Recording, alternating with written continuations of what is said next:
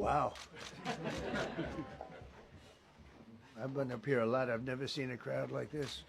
I think we need a ballroom, and that's happening. It's going to be a beautiful ballroom. This is really a lot of people, most I've ever seen in this room.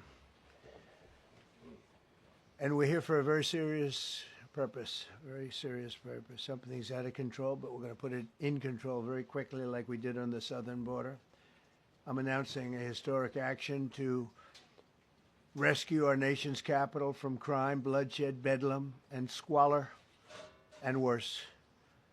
This is Liberation Day in D.C., and we're going to take our capital back. We're taking it back under the authorities vested in me as the President of the United States. I'm officially invoking Section 740 of the District of Columbia Home Rule Act. You know what that is? And placing the D.C. Metropolitan Police Department under direct federal control, and you'll be meeting the people that will be directly involved with that. Very good people, but they're tough, and they know what's happening, and they've done it before. In addition, I'm deploying the National Guard to help reestablish law, order, and public safety in Washington, D.C., and they're going to be allowed to do their job properly. And you people are victims of it, too. You know, you're reporters, and I understand a lot of you tend to be on the liberal side, but you don't want to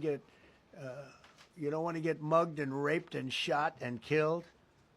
And you all know people and friends of yours that happened.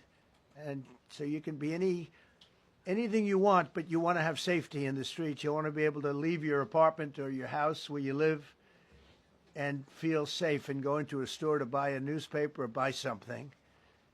And you don't have that now. The murder rate in Washington today is higher than that of Bogota, Colombia, Mexico City, some of the places that you hear about as being the worst places on earth, much higher. This is much higher. The number of car thefts has doubled over the past 5 years, and the number of carjackings has more than tripled. Murders in 2023 reached the highest rate probably ever. They say 25 years, but they don't know what that means because it just goes back 25 years. Can't be worse.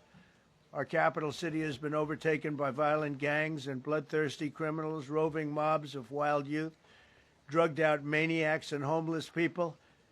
And we're not going to let it happen anymore. We're not going to take it.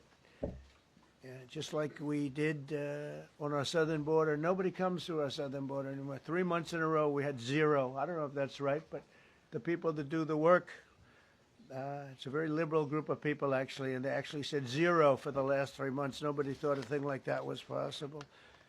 And, you know, when you take a look at numbers, I just saw some charts. These are different cities throughout the world. Red is, okay, the red is a place called Washington, D.C. Look at these. Baghdad we doubled up on Baghdad.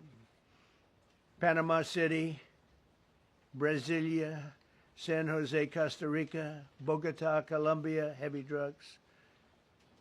Mexico City, I mentioned, Lima, Peru, all double and triple what they are. So do you want to live in places like that?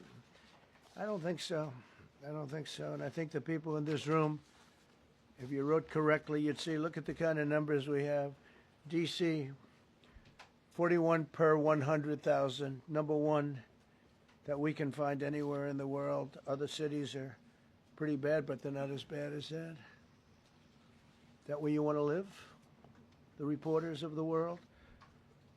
Juvenile offenders and crimes against persons, as they say. It's getting worse. Not getting better, it's getting worse. And we had a recent indication. There was a story about a man who was just left. He quit because he was asked to do phony numbers on crime. And we're going to look into that. I think Pam is going to be looking into that. But he was asked by the city, I guess, that we don't want to show the real numbers. Let me do numbers so it looks like it's going down. Not going down. And under Biden, it was a disaster. And nobody did anything about it. We're going to do things about it like you wouldn't believe.